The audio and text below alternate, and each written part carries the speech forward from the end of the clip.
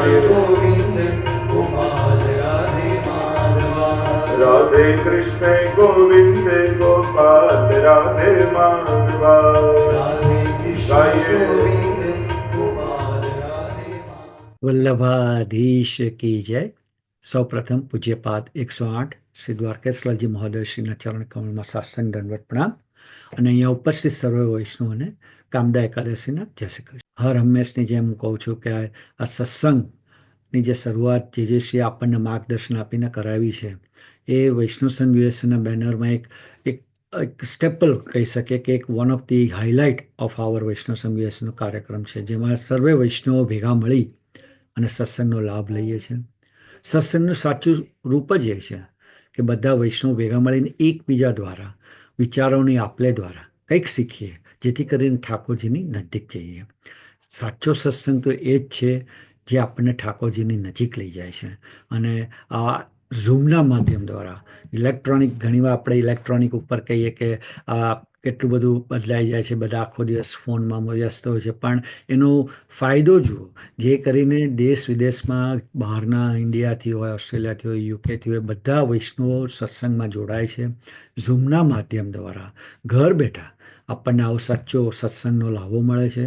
અને વૈષ્ણવો એટલી મહેનત કરે છે, જેમ કે આ વખતે નોર્થ કેરોલાઇના વૈષ્ણવો છે, કેટલી મહેનત કરી અને સરસ રીતે સત્સંગનો લાભ આપે છે, જેથી કરીને આપણે કંઈક નવું જાણીએ. નૈશાદભાઈ છે, પંકજભાઈ છે, દીપકભાઈ છે, કેટલો સરસ રીતે એનું સંચાલન કરી અને સૌને જોડી રાખે છે. અને એ જ સત્સંગની મહત્તા છે, એ જ સત્સંગનું ઇમ્પોર્ટન્સ છે. કેવી રીતે વૈષ્ણવને જોડવા, કેવી રીતે વૈષ્ણવને સાથે લઈ અને પુષ્ટિ માર્ગમાં આગળ વધવું, જેથી કરીને આપણે ભાવિ પેઢીને પણ આમાં અંદર લાવી શકીએ. આપશ્રીનો સતત પ્રયાસ છે. અને અલગ અલગ સ્ટેટમાં જઈને, અલગ અલગ કન્ટ્રીઓમાં જઈને પ્રાઉડ ટુ બી અ વૈષ્ણવનો જે કેમ્પેઇન આ વર્ષે એમણે શરૂ કર્યો છે, એ એક આદરણીય, એક બહુ જ વિસ્મરણીય લાવો છે, જેમાં આપણે જોડાવાનું છે. અને એ કેમ્પેઇન આપણા યુએસએની ધરતી ઉપર, જેમ મારી પાછળ તમે જોઈ શકો છો, એમની આઇટિનરી સો કોલ કે જુલાઈ 7થી ફ્લોરિડા ખાતે થઈને ઓલ ધ વે ન્યૂજર્સી પધારશે. અને ન્યૂજર્સીમાં આ વખતે આપણો સેકન્ડ વૈષ્ણવ ફેમિલી કેમ્પ થવા જઈ રહ્યો છે. જે ખાસ રિક્વેસ્ટ કરી છે, કહ્યું છે કે આપણે ફેમિલી કેમ્પ કરવાનો, જેથી કરીને વૈષ્ણવો બધા આખું ઘર સાથે એમાં સત્સંગનો લાભો લઈ શકે. એમાં બાળકો હોય એમની આખી અલગ શિબિર થવાની છે, એડલ્ટ્સના અલગ અલગ શિબિર કેમ્પ થવાના છે. અને સાથે સાથે આપશ્રીના વચનામૃતનો લાભો મળશે. પાલના મહોત્સવ થશે અને જુલાઈ 24થી 26 છે. આ વોટ્સએપમાં આપણે લિંક મોકલેલી જ છે, આપણી વેબસાઇટ vaishnavsanghUSA.org ઉપર પણ છે. અને સાથે સાથે હું હમણાં થોડીક વારમાં મેસેજમાં પણ મૂકીશ લિંક, જેથી કરીને તમે જોડાઓ, જેથી કરીને જે શ્રી સતત આપણી સાથે 24 કલાક એ હોટલમાં જે કર્યું છે હોલિડે ઇન પિસ્કાટાવેમાં, ત્યાં સતત આપણી સાથે રહેશે. તો કેટલો ત્યાગ આપે છે આપણા માટે કે હોટલમાં રહેશે આપણી સાથે. અને જેથી કરીને વૈષ્ણવોને એક સરસ અવસર મળે કે એમને કંઈ પણ પૂછવું હોય તો પૂછી શકીએ છીએ. આપણે એક દિવસ એવો રાખ્યો જ છે, આસ્ક ક્વેશ્ચન આન્સર ટુ જે આપણે સતત સવારના 6:30થી યોગ, સેવા શૃંગાર, સ્તોત્ર શિબિર અને આપણી વર્ષોત્સવની શિબિરનો કેમ્પ છે. 1 કલાકની શિબિરો છે. બાળકોની એવી જ રીતે શિબિરો અલગ રીતે થશે. એમાં આર્ટ એન્ડ ક્રાફ્ટ એક્ટિવિટી, પુષ્ટિ માર્ગ રિલેટેડ પણ શીખવાડવામાં આવશે. અને સાથે સાથે બપોરના 3 વાગ્યા પછી આપશ્રીનું વચનામૃત છે, પુષ્ટિ માર્ગના 5 તત્વો ઉપર. અને રાતના 9 વાગ્યા પછી સાંસ્કૃતિક કાર્યક્રમ થશે, જેમાં રાસ ગરબા હોય કે આસ્ક વિથ જે ક્વેશ્ચન આન્સર વિથ જે. તો એક સરસ રીતે લાસ્ટ યર જે પણ વૈષ્ણવમાં આવ્યા છે, જેમ કે નૈશાદભાઈ છે, શીતલબેન છે, ઘણા વૈષ્ણવ આવ્યા હતા, પંકજભાઈ છે, કે ઘણા વૈષ્ણવમાં ભાગ લીધો હતો. 200-250 લોકો વૈષ્ણવ હતા આપણા, જેમણે આનો લાભ લીધો હતો અને હજી આજની ઘડી સુધી યાદ રાખે છે. તો કારણ કે એક પોઝિટિવનેસ છે એ સત્સંગ, એ કેમ્પમાં એક પોઝિટિવ ઓરા હોય છે. કારણ કે વલ્લભ સ્વયં પધારેલા છે આપણી સાથે, વલ્લભ કુળ આપણી સાથે છે. તો એક પોઝિટિવનેસ થાય છે. અને આ સત્સંગનો એ જ તો ઇમ્પોર્ટન્સ છે. સત્સંગ દ્વારા આપણે પોઝિટિવનેસ ભેગી કરવાની છે, જેથી કરીને આપણી આખું જીવન સફળ થઈ જાય અને કંઈક નવું શીખીએ. કંઈ બધાને બધું આપણને કંઈ ખબર ન હોય, તો આ સત્સંગના માધ્યમ દ્વારા જ આપણે જાણી શકીએ અને આપણી સેવામાં એને લઈ શકીએ, ઉપયોગ વિનિયોગ થઈ શકે, જેથી કરીને આપણે પ્રભુને વધારે લાડ લડાવી શકીએ. તો આ સત્સંગ એક એવો માહોલ છે, એક એવો પ્લેટફોર્મ છે જેમાં આપણે બધા ભેગા મળી અને પોઝિટિવનેસ આપણે આપલે કરીએ છીએ એકબીજા સાથે. તો આવો, જરૂરથી જોડાઓ અને આ નેશનલ સત્સંગની માહિતી પણ તમારા વૈષ્ણવને બતાવો, કહો કે જોડાવામાં, અને બહુ જ આનંદ આવશે અને શીખવા મળશે અને જાણવા મળશે. અને આ ફેમિલી કેમ્પ જુલાઈ 24 થી 26 જરૂરથી આવજો. જેસી સતત પ્રવાસ કરીને આપણા માટે આટલી અથાગ મહેનત ઓલ ઓવર ધ વર્લ્ડમાં એ જઈ રહ્યા છે, કહી રહ્યા છે પ્રાઉડ ટુ બી વૈષ્ણવ. અને આપણે યુએસના વૈષ્ણવ તરફથી આપણે કેમ્પેન કરવાનું છે કે પ્રાઉડ ટુ બી અ વૈષ્ણવ. અને અગત્યનું તો એ છે કે આપણું જે કેમ્પનું જે પણ ફાળો થશે એ every single penny, not expense, every single penny will go towards the જેસની જે સર્વપ્રથમ Shri Vallabhacharya international girls school થવા જઈ રહી છે અમદાવાદ ખાતે, એમાં યોગદાન કરીશું. So every gross income will generate will go towards the school benefit. તો સપોર્ટ થશે અને આપણે એક જેજેસીને પણ આપણે પ્રાઉડ ફીલ કરાવીએ કે અમે પ્રાઉડ ટુ બી અ વૈષ્ણવ, આપ કહો છો તો અમે પણ પ્રાઉડ ટુ બી અ વલ્લભ કુલના બાળકને સપોર્ટ કરવા માટે, કે કેવી રીતે સામાજિક કાર્યમાં પણ આપણે પુષ્ટિ માર્ગમાં તો આગળ વધીએ જ છીએ, પણ સાથે સાથે સામાજિક કાર્ય પણ એટલું જ ઇમ્પોર્ટન્ટ છે. તો આપણી છોકરીઓને ફ્યુચરમાં આ સ્કૂલનો લાભ મળશે. તો જરૂરથી આ ફેમિલી કેમ્પમાં જોડાઓ અને સાથે મળી અને આપણે એક એવું સરસ ભંડોળ એમને ઉપસ્થિત કરીએ જેથી કરીને સ્કૂલમાં યોગદાન થઈ શકે. તો સર્વ વૈષ્ણવને વિનંતી કે આપણા વૈષ્ણવ સંઘ યુએસએનો સેકન્ડ વૈષ્ણવ ફેમિલી કેમ્પ થવા જઈ રહ્યો છે ન્યૂજર્સી ખાતે, એમાં જોડાઓ અને આનંદ કરીએ.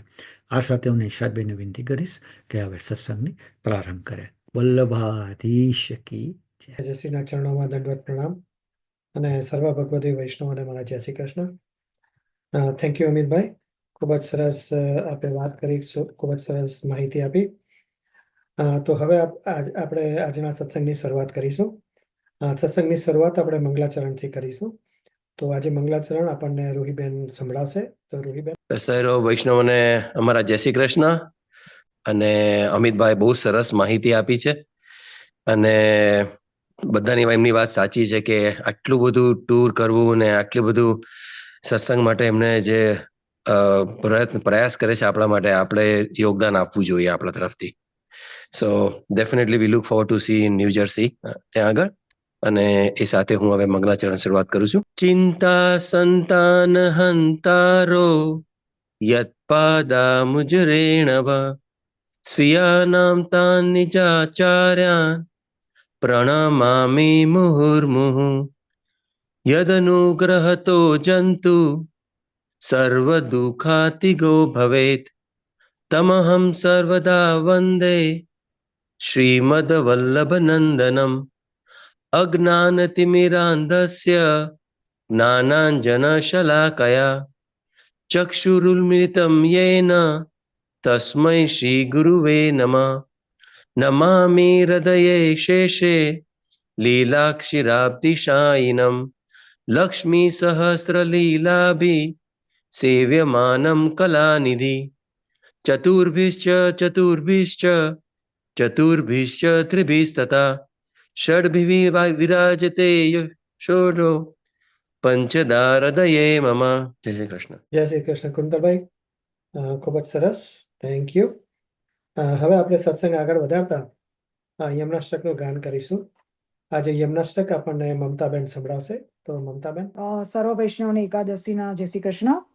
નમામિ યમુનામહં સકલ સિદ્ધિ હેતુ મુદા મુરારી પદ પંકજ સ્ફુરદ મંદરેણુત્કટમ તટસ્થ નવકાનન પ્રકટ મોદ પુષ્પાંબુના સુરાસુર સુપૂજિતા સ્મરપિતુ શ્રિયં બિભ્રતિમ કલિન્દ ગિરિમસ્તકે પદદ મંદ પુરોજ્વલા વિલાસ ગમનોલ્લસત પ્રકટ ગંડ શૈલોનતા સગો સગતિ દંતુરા સમધિરૂઢદોલોતમા મુકુંદ રતિવર્ધની જયતિ પદ્મબંધો સુતા ભુવન ભુવન પાવની મધિગતા મને કસ્વનૈ प्रियाभिरिव सेविता सुखमयूरहंसादिभिः तरङ्गभुजकङ्कण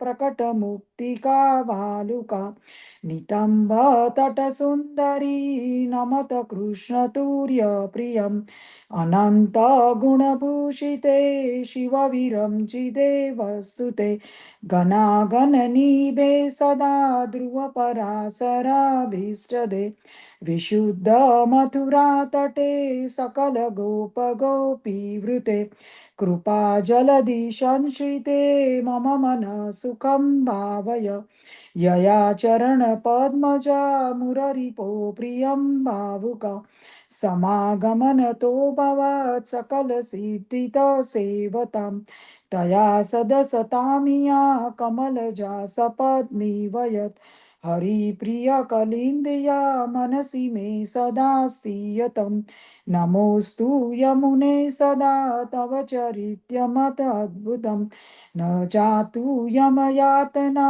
भवति ते पय पानत यमोऽपि भगिनी सुतान् कथमुहन्ति दुष्टानपि प्रियो भवति सेवना तव हरय्यथा गोपिका ममास्तु तव सन्निधौ तनुनव त्वमेतावता न दुर्लभतमारति मुररिपो मुकुन्द प्रिये अतोऽस्तु तव लालना सुरधुनि परं सङ्गमात् तवैव भुवि कीर्तिता न तु कदापि पुष्टिस्थिते स्तुतिं तव करोति का कमलजा सपत्नी प्रिये हरे यदनुसेवया भवति सौख्यमामोषत इवं तव कथाधिका सकलगोपिका सङ्गम स्मरण जलाणुभिः सकलगात्रे जे सङ्गम तवाष्टकमिदं मुदा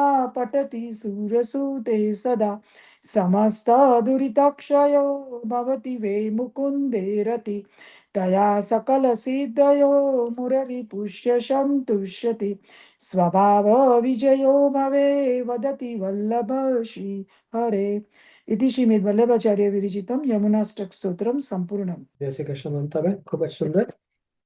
હવે આપણે ગયા સત્સંગમાં જે આપણે લાભ લીધો એનું ટૂંકમાં આપણને રીકેપ દીપકભાઈ સંભળાવશે.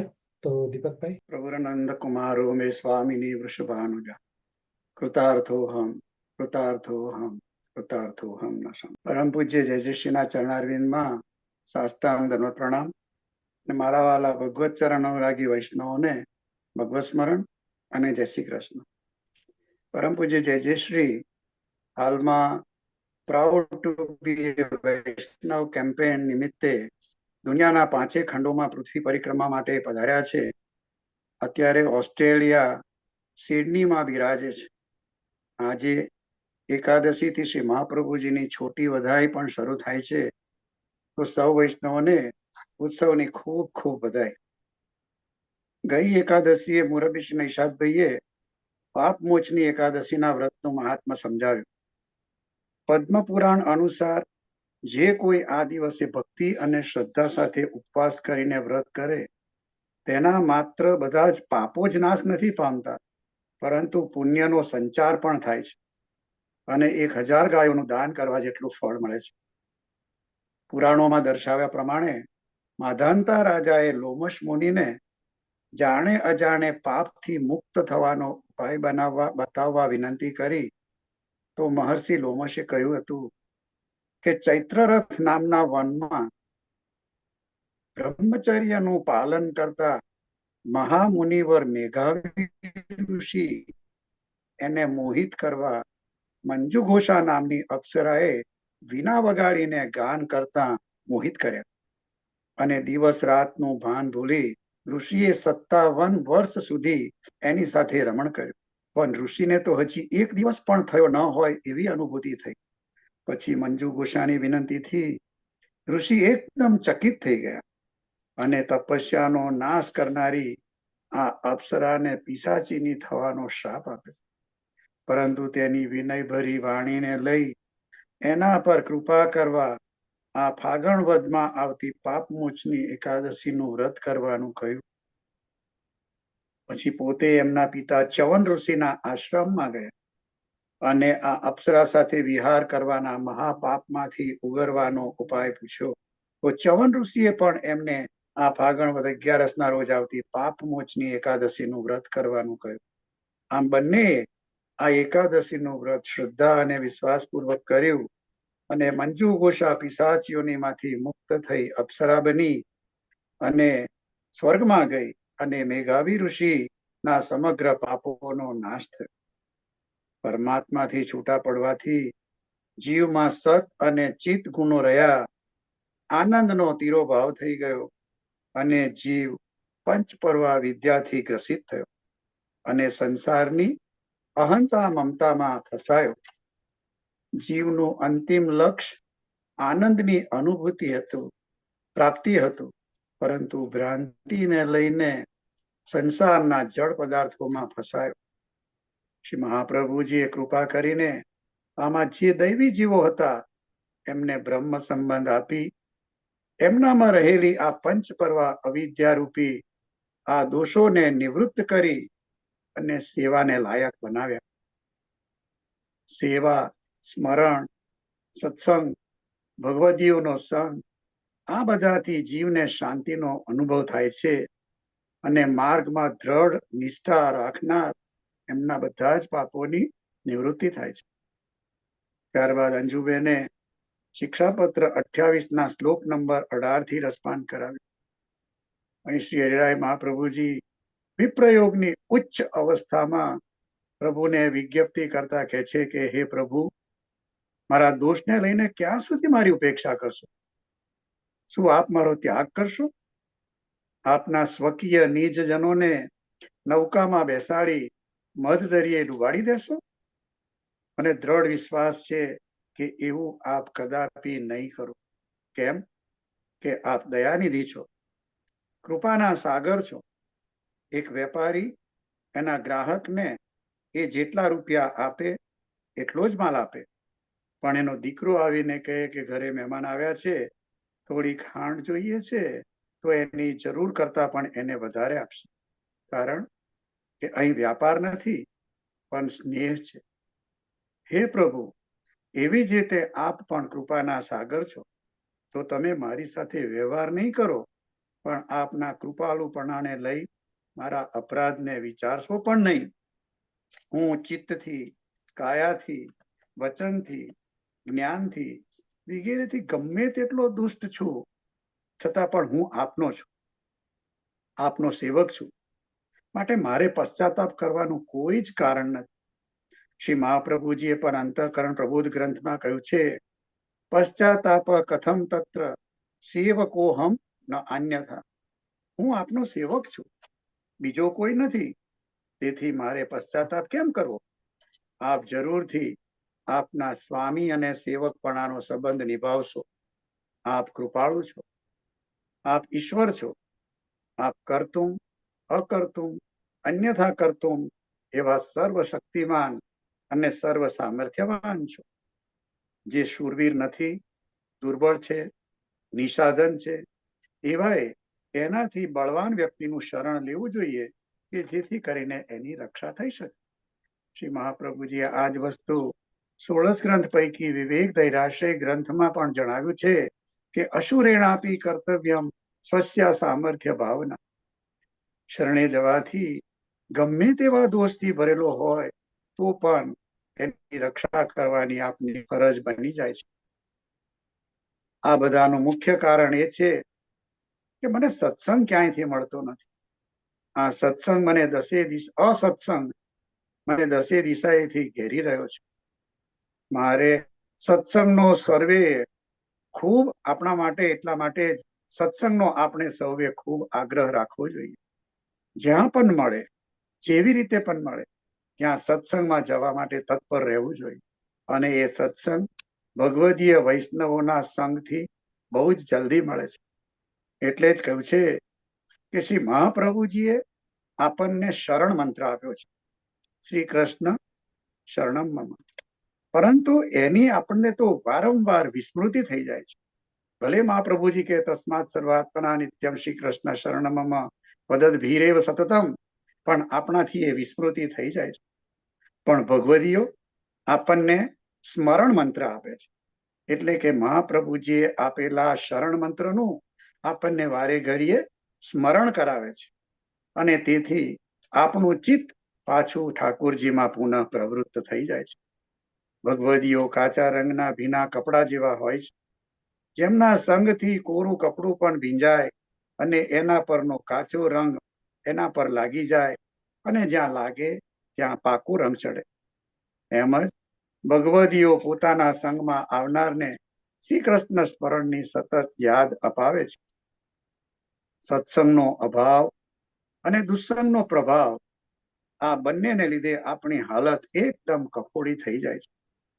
શેરરાયજી મહાપ્રભુજી પોતાની જાતને દોષ દઈને સમગ્ર વૈષ્ણવી સૃષ્ટિને સંદેશ આપે છે કે ભલે મારો જન્મ વલ્લભપુરમાં થયો છે, તો પણ મારા પર દુસ્સંગનો તો બહુ જ પ્રભાવ છે. તો પછી આપણી તો વાત જ શું કરવી. મને દૂર દૂર સુધી સત્સંગ મળે તેમ લાગતું નથી. તેથી હું અત્યંત વિહવળ બની ગયો છું, અને મારા આ તમામ દોષોને ધ્યાનમાં લીધા વિના આપના કૃપા કરવાના સ્વભાવને ધ્યાનમાં લઈ મારો અંગીકાર કરવા વિનંતી કરું છું. આમ આપ શ્રી વિરહના જરના તાપમાં શેકાઈ રહ્યા છે, અને કહેવાય છે કે જ્યાં તાપ ત્યાં આપ. જેમ પુષ્કળ ગરમી પડે પછી વરસાદ આવે તો કેવી શીતળતા પ્રાપ્ત થાય છે, એવી જ રીતે શેરરાયજી મહાપ્રભુજી કહે છે કે મારા આ વિરહાગ્નિને બુઝાવવા માટે આપની કૃપા વર્ષા જ એકમાત્ર ઉપાય છે, માટે આપ કૃપા કરો. આમ શ્રી હરિરાયજી મહાપ્રભુજીને વિરહની પ્રબળ અવસ્થામાં વિપ્રયોગાત્મક અગ્નિ હૃદયમાં પ્રગટ થયો છે. દેહાનુસંધાન પણ છૂટી ગયું છે, દેહનું ભાન રહ્યું નથી. તે વખતે વારંવાર એક જ રટન થયા કરે છે કે હે પ્રભુ, વિપ્રયોગના સમુદ્રમાં પડેલા એવા મને આપની કૃપા વર્ષા કરીને મારો અંગીકાર કરો. ત્યારબાદ ઉત્સવ દર્શનમાં હર્ષાબેને હોળી ધૂળેટીના ઉત્સવ વિશે સુંદર માહિતી આપી. હોળીના દિવસોમાં પ્રભુને ખેલ ખેલાવવામાં ફક્ત ભક્તોને જ આનંદ આવે છે એવું નથી, પરંતુ પુષ્ટિ પુરુષોત્તમ શ્રી પ્રભુને પણ એટલો જ આનંદ આવે છે. આપણો શ્રી મહાપ્રભુજીની અસીમ કૃપાથી આપણને મળેલ શુદ્ધ પુષ્ટિ માર્ગ એ તો ઉત્સવ પ્રધાન માર્ગ છે. એટલે કોઈક જગ્યાએ શ્રી વલ્લભપુર પણ એમના વચનામૃતમાં જણાવે છે કે સાંજે સૂતી વખતે પણ જય શ્રી કૃષ્ણ કહેવાની સાથે સાથે આજના ઉત્સવની ખૂબ ખૂબ બધાઈ એમ પણ દરરોજ કહીને પછી સૂઈ જાવ. કારણ કે આપણા આ પુષ્ટિ માર્ગમાં તો રોજ કોઈક ને કોઈક ઉત્સવ હોય જ. વામમ જયંતિ, રામ જયંતિ, નૃસિંહ જયંતિ, જન્માષ્ટમી, આ બધા મહા મહોત્સવ છે. અહીં શ્રી પ્રભુને નંદાલયમાં થતી બધી જ લીલાઓમાં ખૂબ લાડ લડાવવામાં આવે છે. વસંત પંચમી થી 40 દિવસ દરમિયાન 4 યુથના અધીશ્વરી દ્વારા 10-10 દિવસથી પ્રભુને ખૂબ ખેલાવવામાં આવે છે. પ્રથમ 10 દિવસથી સ્વામિનીજીના ભાવથી, પછીના 10 દિવસથી ચંદ્રાવલીજીના ભાવથી, પછીના 10 દિવસ શ્રી વિશાખાજીના ભાવથી, અને છેલ્લા 10 દિવસ શ્રી યમુનાજીના ભાવથી ખેલાય છે. વનમાં જ્યારે દાવાનળ ફાટી નીકળ્યો અને વ્રજવાસીઓને બચાવવા ભગવાન શ્રી કૃષ્ણએ બધાને આંખો બંધ કરાવી દાવાગ્નિનું પાન કર્યું, એના સમાચાર વ્રજવાસીઓને મળ્યા ત્યારે આનંદના અતિરેકમાં વ્રજવાસીઓએ જે કંઈ મળ્યું રંગ, ધૂળ, પાણી વગેરે ઉડાડીને આનંદ કરવા લાગ્યા.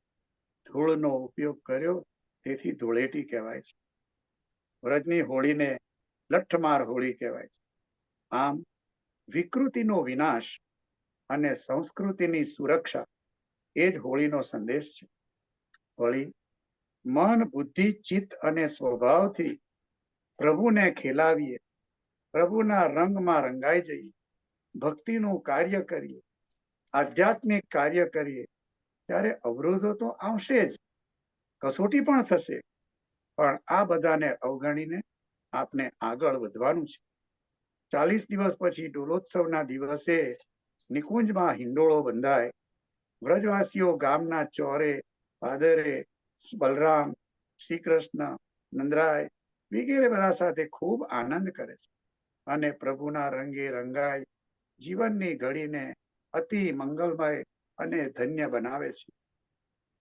ત્યારબાદ વાર્તાજી દર્શનમાં કમલેશભાઈ અને છાયાબેને શ્રી મહાપ્રભુજીના અને શ્રી ઠાકોરજીના લાડીલા પુષ્ટિ અવતારધારી શ્રી કુંભનદાસ ગોરવા ક્ષત્રિય કે જે જમનાવતામાં રહેતા હતા તેમની વાર્તાનો ભાવ કહ્યો. સારસ્વત કલ્પમાં યમુનાજીની ધારા અહીંથી પસાર થતી હતી, તેથી ગામનું નામ જમનાવતા હતું. શ્રી કુંભનદાસને દર્શનમાં રાજભોગના દર્શનનો ભાવ છે, લીલામાં નિકુંજની લીલાનો ભાવ છે અને કુંભનદાસ આન્યોર પાસે સંકર્ષણ કુંડ પર શ્રી ગિરિરાજના દ્વારના મુખિયા છે. દિવસની લીલામાં અર્જુન સખા અને રાત્રિની લીલામાં વિશાખા સખી તરીકે આપનું પ્રાગટ્ય છે. શ્રી ગોસાઈજીએ અષ્ટ સખા મંડળની રચના કરી ત્યારે કુંભનદાસને એમાં સ્થાન આપ્યું. ત્યારે એમની ઉંમર 77 વર્ષની હતી. કુંભનદાસ ભૂતલ પર 115 વર્ષ બિરાજ્યા અને તે દરમિયાન શ્રી ઠાકોરજીની વિવિધ લીલાઓને વર્ણન કરતા 400 જેટલા પદોની રચના કરી. આ કોઈ કવિની કલ્પનાથી રચેલા પદ નથી, પણ એમની આંખો સમક્ષ શ્રી ઠાકોરજીના એમને જે લીલાના દર્શન થતા હતા એની અભિવ્યક્તિ છે. જ્યારે શ્રી મહાપ્રભુજી પૃથ્વી પરિક્રમામાં હતા ત્યારે ઝારખંડમાં શ્રી ગોવર્ધનનાથજી આજ્ઞા કરી કે હું શ્રી ગિરિરાજજી પર પ્રગટ થયો છું તો મારું બહાર પ્રાગટ્ય કરાવી સેવાનો પ્રકાર શરૂ કરો. પૃથ્વી પરિક્રમા અધૂરી છોડી આપ શ્રી આન્યોર બ્રજમાં પધાર્યા અને શ્રીજી બાવાને ગિરિકંદરામાંથી બહાર પ્રગટ કર્યા. નાનકડું મંદિર સિદ્ધ કર્યું, એમાં પધરાવ્યા.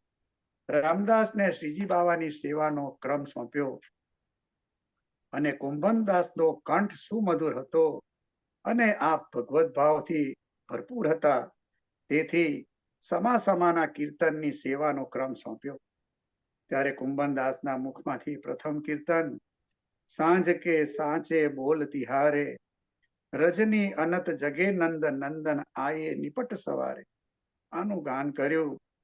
ત્યારે શ્રી મહાપ્રભુજીએ પ્રસન્ન વદને કહ્યું કે કુંભનદાસ, તમને તો અત્યારથી જ નિકુંજ લીલાનો અનુભવ થવા લાગ્યો છે.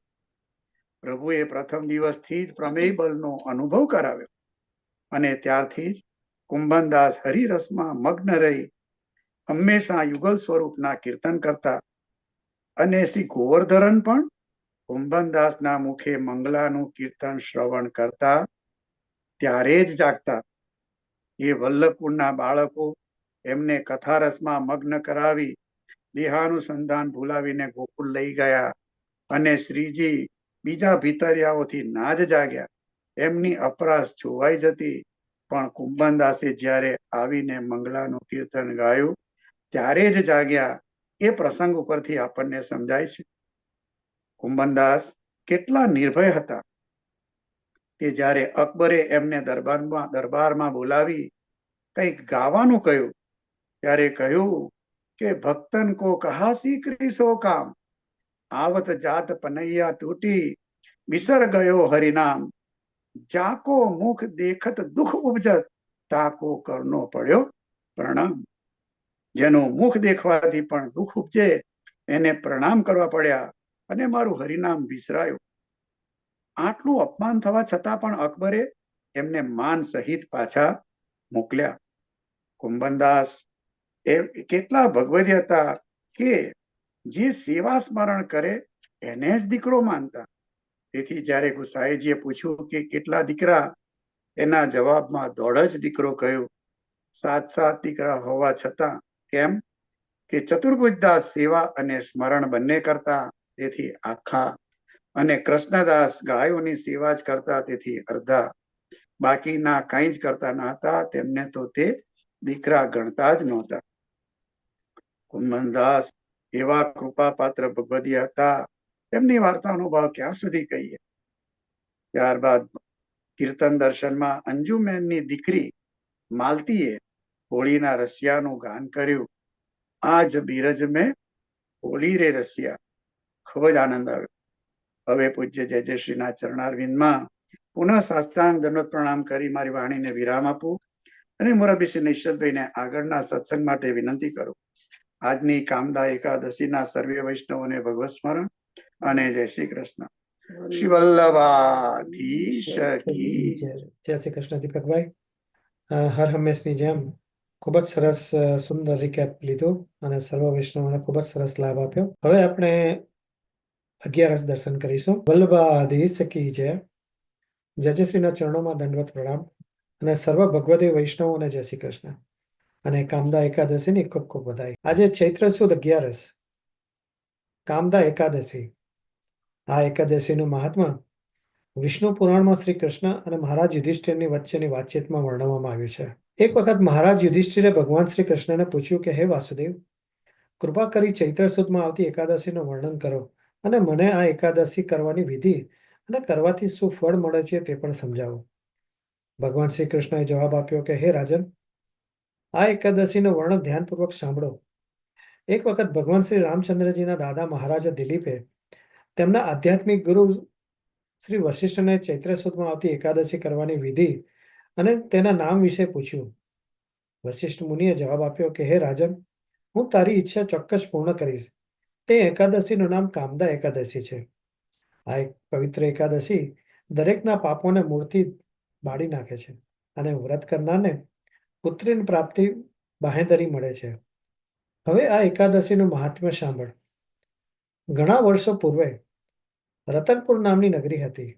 આ વૈભવી નગરીમાં પુંડરીક નામે રાજા રાજ્ય કરતો હતો, જેની સાથે તેના પ્રજાજનો, જેમાં ગાંધર્વો, કિન્નરો અને અપ્સરાઓનો પણ સમાવેશ થતો હતો. તેઓ પણ સારી રીતે રહેતા હતા. તે નગરીમાં લલિતા નામે સુંદર અપ્સરા અને લલિત નામે ગાંધર્વ પતિ પત્ની તરીકે રહેતા હતા. તેઓ એકબીજાના પ્રેમમાં અતિશય ઓતપ્રોત રહેતા હતા. લલિતાના હૃદયમાં તેના પતિ પ્રત્યે પ્રેમ અને લલિતના હૃદયમાં તેની પત્ની પ્રત્યેનો પ્રેમ એટલો પ્રગાઢ હતો કે બંને એકબીજાનો વિરહ ક્ષણભર પણ સહન કરી શકતા નહીં. એક વખત પુંડરીક રાજાના દરબારમાં ઘણા ગાંધર્વો નાચગાન કરતા હતા અને લલિતે પણ તેની પત્ની વગર ગાન ગાયું. લલિતાની ગેરહાજરીમાં લલિતનો અવાજ, સૂર, શબ્દો અને તાલમાં ઘણી જ ભૂલો પડી. પ્રેક્ષકોમાં કારકોટકા નામે સર્પ આ રહસ્ય જાણતો હતો. તેણે રાજાને લલિતના આ પ્રકારના વર્તન પાછળની સત્યતા અંગે ફરિયાદ કરી. આથી રાજા અત્યંત ક્રોધિત થઈ અને લલિતને શ્રાપ આપ્યો કે હે પાપી, હે મૂર્ખ, તારી પત્નીના પ્રેમમાં અંધ બની અને તે નૃત્યગાનના કાર્યક્રમને નિષ્ફળ બનાવ્યો. તેથી હું તને શ્રાપ આપું છું કે તું માનવભક્ષી જંગલી પ્રાણી થા. પુંડરીકના શ્રાપથી લલિત તરત જ મોટા રાક્ષસમાં ફેરવાઈ ગયો. જ્યારે લલિતાએ તેના પતિને ન માની શકાય એવા અને અત્યંત બિહામણા ચહેરાવાળો જોયો, ત્યારે તેણીએ શું કરવું અને ક્યાં જવું એ વિચારમાં ઘણા રાત દિવસ વિતાવ્યા. આ મુશ્કેલીઓ ભૂલી અને તે તેના પતિ સાથે જંગલમાં જીવવા લાગી. એક વખત તે પોતાના પતિ સાથે એક ગાઢ જંગલમાં ભટકતી હતી. તેવામાં લલિતાએ વિંધ્યાચલ પર્વતની શિખર ઉપર શ્રી નાય મુનિનો પવિત્ર આશ્રમ જોયો. લલિતા તરત જ ત્યાં ગઈ અને શ્રી નાય મુનિને દંડવત પ્રણામ કર્યા. આ સ્ત્રીને જોઈ મુનિએ પૂછ્યું કે હે સુંદર સ્ત્રી, તું કોણ છે? તું કોની પુત્રી છે અને શા માટે અહીં આવી છે? લલિતાએ જવાબ આપ્યો કે હે મુનિવર, વીરધનવા ગાંધર્વની પુત્રી છું. મારું નામ લલિતા છે. હું મારા શ્રાપિત પતિ સાથે આપની પાસે આવી છું. હે મહામુનિ, પુંડરીક રાજાના શ્રાપથી મારા પતિ રાક્ષસ બન્યા છે. હે મુનિ, હું તેમનો બિહામણો અને ભયાનક ચહેરો જોઈને ઘણી જ વ્યથિત છું.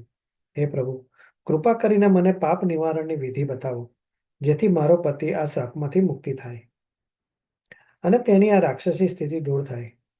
લલિતાની આવી વ્યથિત વાણી સાંભળી શ્રી નાય મુનિએ કહ્યું કે હે ગાંધર્વી પુત્રી, ખૂબ જ નજીકમાં ચૈત્ર માસની સુદમાં કામદા એકાદશી આવે છે.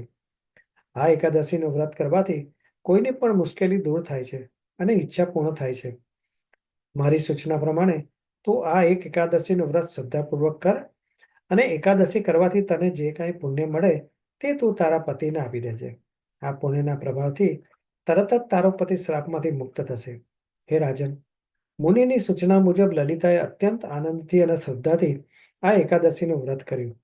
દ્વાદશીના દિવસે લલિતાએ પરમાત્મા વાસુદેવ અને બ્રાહ્મણોની સામે બેસી જાહેર કર્યું કે મેં મારા પતિના શ્રાપમાંથી મુક્તિ અપાવવા આ કામદા એકાદશીનું વ્રત કર્યું છે. હવે આ પુણ્યના પ્રભાવથી મારા પતિને રાક્ષસી દેહમાંથી મુક્ત કરો. આ સમયે તેનો પતિ રાક્ષસ પરિવર્તિત પતિ હાજર હતો. જેવી લલિતાએ પ્રાર્થના પૂરી કરી કે તરત જ તેનો રાક્ષસ પતિ બધા પાપોમાંથી મુક્ત બન્યો અને પવિત્ર ગાંધર્વનો ચહેરો પ્રાપ્ત થયો. ત્યાર પછી લલિત અને લલિતા સુખી જીવન જીવવા લાગ્યા. ભગવાન શ્રી કૃષ્ણે કહ્યું કે હે મહારાજ યુધિષ્ઠિર, દરેકે આ કામદા એકાદશીની વાર્તા સાંભળી પોતાની શક્તિ પ્રમાણે એકાદશી કરવી જોઈએ. કામદા એકાદશીના જેવું કોઈ સારું વ્રત નથી, કારણ કે આ એકાદશી હત્યા જેવું પાપ અને રાક્ષસી શાપોમાંથી મુક્તિ આપે છે. હવે આપણે કામદા એકાદશીની પુષ્ટિ માર્ગી મહાત્મ્ય અને ભાવના જોઈએ. પુષ્ટિ માર્ગમાં કામદા એકાદશીના સંદર્ભમાં એવું મહાત્મ્ય છે કે દક્ષિણમાં આંધ્રપ્રદેશમાં લક્ષ્મણ ભટ્ટજી નામે ઉચ્ચ કોટીના તેલંગ બ્રાહ્મણ રહેતા હતા. લક્ષ્મણ ભટ્ટજીને ત્યાં પુત્ર ન હોવાથી તેમને પુત્ર પ્રાપ્તિની પ્રબળ ઈચ્છા થઈ. એક રાત્રે લક્ષ્મણ ભટ્ટજીને પ્રભુએ સ્વપ્નમાં જણાવ્યું કે મને તમારે ત્યાં પુત્ર રૂપે પ્રગટ થવાની ઈચ્છા છે અને તમારે ત્યાં 100 સોમયજ્ઞ પૂરા થશે ત્યારે હું પુત્ર રૂપે પ્રગટ થઈશ. પ્રભુએ લક્ષ્મણ ભટ્ટજીને પુત્ર પ્રાપ્તિનું વરદાન આપ્યું. તે કામદા એકાદશીનો દિવસ હતો. આથી પુષ્ટિ માર્ગમાં તેને કામદા એકાદશી કહેવામાં આવે છે. સોમયજ્ઞના અનુસંધાનમાં જણાવાયું છે કે જગતમાં 9 નારાયણો છે. તેમાં યજ્ઞ નારાયણ એ લક્ષ્મણ ભટ્ટજીના કુટુંબના મૂળ પુરુષ છે. તેમણે 100 સોમયજ્ઞ કરવાની ઈચ્છા કરી હોવાથી તેમણે 32 સોમયજ્ઞ પૂરા કર્યા. ત્યારબાદ તેમના પુત્ર ગંગાધરે 28 સોમયજ્ઞ પૂરા કર્યા. ત્યારબાદ તેઓ સોમયાજી કહેવાયા. તેમના કેશમાંથી જલધારા નીકળી હોવાથી તેઓ શિવનો અવતાર મનાતા હતા. તેમને ગણપતિ નામના પુત્ર હતા. તેમણે 30 સોમયજ્ઞ કર્યા. તેમણે કાશીની વિદ્વાનોની સભામાં સારી કીર્તિ મેળવી અને ગણપતિ રૂપે દર્શન દીધા. ત્યારથી તેમનું સભાઓમાં પ્રથમ પૂજન થતું હતું. તેમના સુધી 90 સોમયજ્ઞ પૂર્ણ થયા હતા. તેમના પુત્ર બાલભટ્ટ નામે ઓળખાયા. તેમણે 5 સોમયજ્ઞ કર્યા. તે સૂર્યની જેમ સંધ્યા સમયે લોકોને દર્શન આપતા, તેથી સૂર્યના અવતાર મનાતા હતા. તેમણે 2 પુત્રો થયા. તેમાં લક્ષ્મણ ભટ્ટે 5 સોમયજ્ઞ કર્યા. આમ 100 સોમયજ્ઞ પૂર્ણ થયા. એટલે યજ્ઞકુંડમાંથી મદન મોહનજી સ્વરૂપે પ્રગટ થઈ વરદાન આપ્યું કે 100 સોમયજ્ઞ પૂર્ણ થયા હોવાથી હું પુત્ર સ્વરૂપે તમારે ત્યાં પ્રગટ થઈશ. આ પછી તરત જ તે જ રૂપે અગ્નિકુંડમાં એ સ્વરૂપ તિરોહિત થયું. આમ 100 સોમયજ્ઞ પૂરા થયા એટલે ચૈત્ર સુદ એકાદશીએ પ્રભુએ પ્રગટ થઈ પુત્ર પ્રાપ્તિનું વરદાન આપ્યું. કામદા એકાદશીના વ્રતની કથાના શ્રવણ મનનથી વાજપેયી યજ્ઞનું ફળ પ્રાપ્ત થાય છે. જીવન સંકટો નિવૃત્ત થઈ મનોવાંછિત કામનાઓ પૂર્ણ થાય છે. આથી કામદા એકાદશી તરીકે આ વ્રત ઓળખાય છે.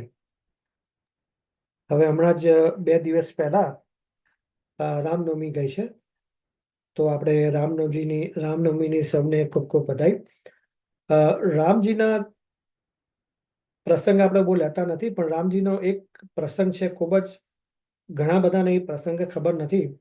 આપણને ખાલી એટલું ખબર છે કે રામે સબરીના બોર ખાધા હતા અને એઠા બોર ખાધા હતા, પણ ત્યાર પછીની એક નાનો પ્રસંગ છે આપણને ખબર નથી કે જ્યારે રામ સબરીના બોર ખાતા હતા ત્યારે લક્ષ્મણજી વિચાર કરતા હતા કે સીતાજીનું અપહરણ થયું છે, આપણે સીતાજીની શોધમાં નીકળ્યા છે અને રામજી અહીંયા બેઠા બેઠા બોર ખાય છે.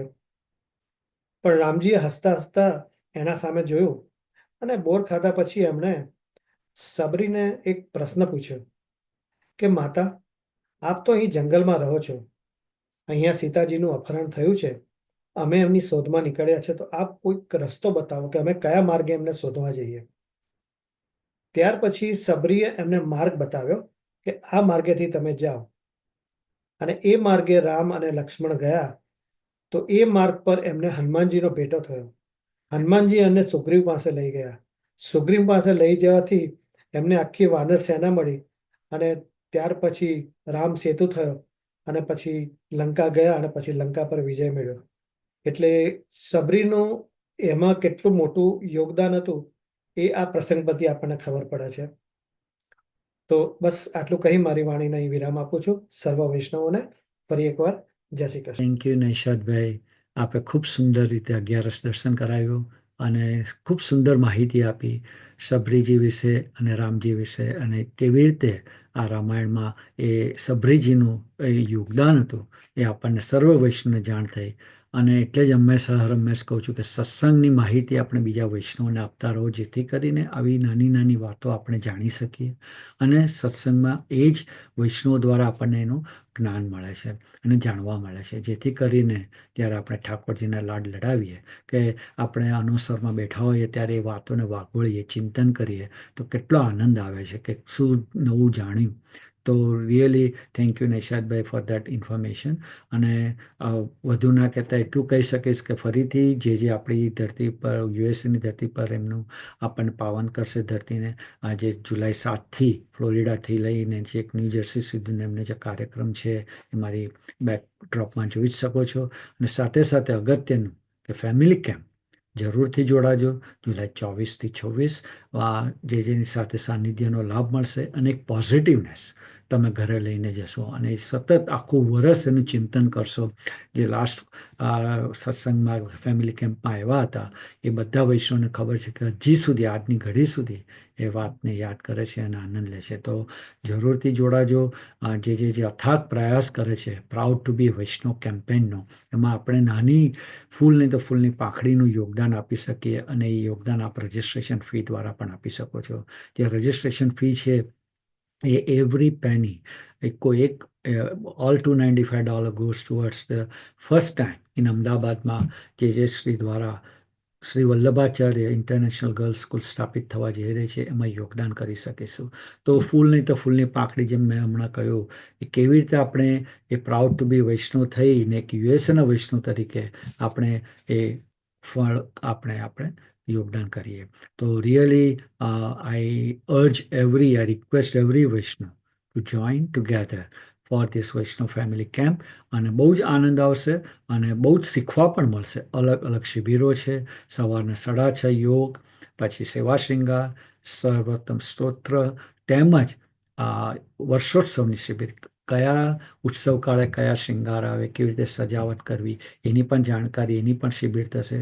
બાળકોની એક આખી કેમ્પ છે અલગ, એમાં પણ બાળકો ભાગ લઈ શકશે. એટલે ફેમિલી કેમ્પ છે, not a youngsters, not a older ones, not a babies or anything like that. It's for every single person in your family will be part of this camp.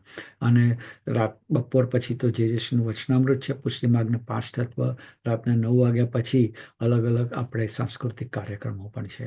તો અને એક દિવસ સતત જે શ્રીને સાથે ક્વેશ્ચન આન્સરનું સેશન છે. તો જરૂરથી જોડાજો, લાભ લેજો. હોલિડે ઇન પિસ્કાટા વેમાં છે, પણ એના માટે આપણે કેમ્પમાં રજીસ્ટર થવું પડશે, વિચ ઇઝ મેન્ડેટરી. તો જરૂરથી જોડાજો, જેથી કરીને આપણે સાથે મળી અને સત્સંગનો લાભ લઈ શકીએ.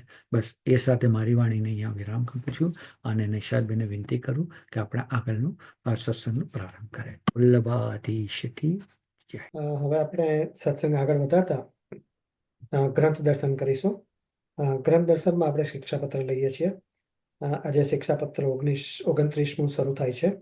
તો એનું દર્શન આપણને સમીરભાઈ કરાવશે. તો સમીરભાઈ. વલ્લભાધીશ કી જય. જય શ્રીના ચરણોમાં મારા દંડવત પ્રણામ અને સર્વ વૈષ્ણવોને એકાદશીના જય શ્રી કૃષ્ણ. આજે હું 29મું શિક્ષાપત્ર લઈશ. શિક્ષા સાગર શ્રી રાયજી મહાપ્રભુજી કી જય. 29મા શિક્ષાપત્રમાં નીચે પ્રમાણે નિરૂપણ છે. બુદ્ધિનો નાશ કરનાર આ કાલ આવ્યો છે, તેથી સત્સંગ, શ્રી કૃષ્ણ સ્મરણ તથા શરણાગતિ રૂપ સાધનથી સ્થિર રાખવી. જો એમ ન થાય તો સર્વકૃતિ વ્યર્થ છે, અને એટલા માટે જ શ્રી આચાર્યજીએ બુદ્ધિ પ્રેરક શ્રી કૃષ્ણના ચરણ કમલ પ્રસન્ન થાઓ એમ પ્રાર્થના કરી ગાયત્રીનો અર્થ દર્શાવ્યો છે. શ્રી કૃષ્ણ શરણથી તથા શરણાગતિથી શ્રી કૃષ્ણ બુદ્ધિ સ્થિર રાખશે એવું નિરૂપણ આ પત્રમાં કર્યું છે. ઉપર કહ્યું તે પ્રમાણે દૈન્યથી વિપ્રયોગ પ્રકટ થાય ત્યારે ભગવત ધર્મ સિદ્ધ થાય છે, પણ એમ બુદ્ધિ કયે પ્રકારે સ્થિર રહે તે અત્રે દર્શાવે છે. પહેલો શ્લોક. બુદ્ધિ નાશ કલાલો વ્યમ સર્વસા સમુપાગત આતો હિ સર્વથા ગોપ્યમ બુદ્ધિરત્નમ સુબુદ્ધિભિ. શ્લોકનો શબ્દાર્થ: આ કાલ સર્વની બુદ્ધિનો નાશ કરે એવો આવ્યો છે, તેથી સુબુદ્ધિમાન જનોએ સર્વથા બુદ્ધિરૂપ રત્નનું રક્ષણ નિશ્ચય કરવું. શ્લોક 1નું વિવેચન: આ વર્તમાન કલિકાલમાં સર્વત્ર બુદ્ધિનો નાશ થાય છે. આ કલયુગમાં અનેક ધર્મ થઈ ગયા છે, તેથી જીવ એમ વિચાર કરે છે કે આ ધર્મ ન પડાય તો શું થયું, અન્ય ધર્મ સ્વીકારીશું. આ ધર્મથી બુદ્ધિ ભ્રષ્ટ થઈ છે. જે બુદ્ધિ સ્વધર્મની અનુકૂળ છે તે બુદ્ધિને કાલચક્રે હરી લીધી છે, તેથી સુંદર ધર્મનું સ્વરૂપ સમજાતું નથી. કુબુદ્ધિથી જીવ વિપરીત આચરણ કર્યા કરે છે. શ્રી હરિરાયજી આજ્ઞા કરે છે કે સાવધાન રહેજો, તમારી બુદ્ધિનું હરણ કરનાર કરાલ કાલ આવ્યો છે. સુબુદ્ધિમાન વૈષ્ણવોએ પોતાના સુબુદ્ધિરૂપ રત્નનું સત્સંગ, કૃષ્ણ સ્મરણ તથા શરણાગતિરૂપ સુબુદ્ધિ રત્ન બતાવવાથી રત્ન ચોરાઈ જાય છે, તેમ ભગવત ભાવરૂપ રત્ન બહિર્મુખ જનોને બતાવવાથી ચોરાઈ જાય છે. શ્લોક 2: સત્સંગ, કૃષ્ણ સ્મરણ, શરણાગતિ સાધને તદભાવે કૃતિ સર્વો યતો વૈર્યત્વમેતિહિ. શબ્દાર્થ: સત્સંગ, શ્રી કૃષ્ણનું સ્મરણ અને શરણાગતિરૂપ સાધનથી બુદ્ધિની રક્ષા કરવી. જો એમ રક્ષા ન કરે તો સર્વકૃતિ નિશ્ચય વ્યર્થ થઈ જ જશે. શ્લોક 2નું વિવેચન: હવે શ્રી હરિરાયજી બુદ્ધિશરણનો ઉપાય કહે છે. સદા પુષ્ટિ માર્ગીય વૈષ્ણવના સત્સંગમાં રહેવું, શ્રી કૃષ્ણના શરણની ભાવના નિરંતર કરવી. શ્રી કૃષ્ણાશ્રય ગ્રંથમાં જે અષ્ટાક્ષર રહ્યા છે તદનુસાર શરણની ભાવના કરવી. ભાવ વિના ક્રિયા વ્યર્થ છે. જેમ રાખમાં એટલે કે ભસ્મમાં હોમવાય કંઈ ફળ પ્રાપ્ત થતું નથી, તેમ ભાવ વિના સર્વ વ્યર્થ છે. શ્લોક 3: અત એવોક્તમાચાર્યે સ્વકીય કરુણાત્મભિ બુદ્ધિ પ્રેરક કૃષ્ણસ્ય પાદપદ્મ પ્રસિદ્ધતું. શ્લોક 3નો શબ્દાર્થ: સ્વકીય જનોના ઉપર કરુણા કરનાર શ્રી આચાર્યજીએ તેથી જ કહ્યું છે કે બુદ્ધિના પ્રેરક શ્રી કૃષ્ણનું ચરણ પ્રસન્ન થાઓ. શ્લોક 3નું વિવેચન: જો કોઈ એમ શંકા કરે કે બુદ્ધિ રત્નના રક્ષણનો પ્રકાર તમે તમારા મુખથી જ કહો છો કે કોઈ સ્થળે એ પ્રમાણભૂત છે, તો કહે છે કે અમારા શ્રી આચાર્યજી મહાપ્રભુજીએ વેદ માતા ગાયત્રી, શ્રીમદ ભાગવત ગીતા ઇત્યાદિ સકલ પ્રમાણ શાસ્ત્રના અર્થને અનુસરીને શ્રી મુખથી કહ્યું છે કે બુદ્ધિના પ્રેરક શ્રી કૃષ્ણનું ચરણ કમલ પ્રસન્ન થાઓ. એ પ્રકારે શ્રી કૃષ્ણની પ્રસન્નતાથી સુંદર બુદ્ધિ થાય છે. તેથી મન, વચન અને કર્મથી જે કોઈ શ્રી કૃષ્ણને શરણ રહે તેની સુંદર બુદ્ધિ થશે એ નિશ્ચય છે. શ્લોક 4 અને 5: ઉપકારોપી ગાવ્યા ધ્યાન હેતુષ્ય મત ગીતાયા હરિણાપ્યુતમર્જન પ્રતિમોદત દદામી બુદ્ધિયોગમ ત યેન મામુપયાન્તિ તે બુદ્ધિસ્થૈર્યે હૃદિ સ્થૈર્ય હરેરતિ ન સંશય. આ 2 શ્લોક સાથે છે. એનો શબ્દાર્થ: બુદ્ધિ પ્રેરક શ્રી કૃષ્ણના પાદ પદ્મની પ્રસન્નતાથી પ્રાર્થના રૂપ આ ઉપકાર પણ ગાયત્રીના ધ્યાનનું કારણ છે. શ્રીમદ ભાગવત ગીતામાં અર્જુન પ્રતિ શ્રી કૃષ્ણ પણ આનંદથી કહ્યું છે, એવો બુદ્ધિયોગ હું તને આપું છું જેથી તેઓ મારી પાસે આવે છે. બુદ્ધિની સ્થિરતા થાય ત્યારે જ હૃદયમાં હરિની સ્થિરતા થાય, એમાં સંશય નથી. શ્લોક 4 અને 5નું વિવેચન: બ્રાહ્મણના બાળકને ગાયત્રી મંત્ર આપવામાં આવે છે તેના તૃતીય પદમાંથી બુદ્ધિની પ્રેરણારૂપ અર્થ નીકળી શકે છે. તો ગાયત્રી મંત્ર તો બધાને ખબર છે. એમ ઓમ ભૂર્ભુવસ્વ તત્સવિતુર્વરેણ્યમ ભર્ગો દેવસ્ય ધીમહિ ધિયો યો ન પ્રચોદયાત. તો આનો અર્થ બતાવ્યો છે: તે સવિતા દેવના વર્ણિય એટલે કે વરણ કરવા યોગ્ય અવલૌકિક સૌંદર્યયુક્ત અવિદ્યાનાશક સ્વરૂપનું દાન કરીએ છીએ.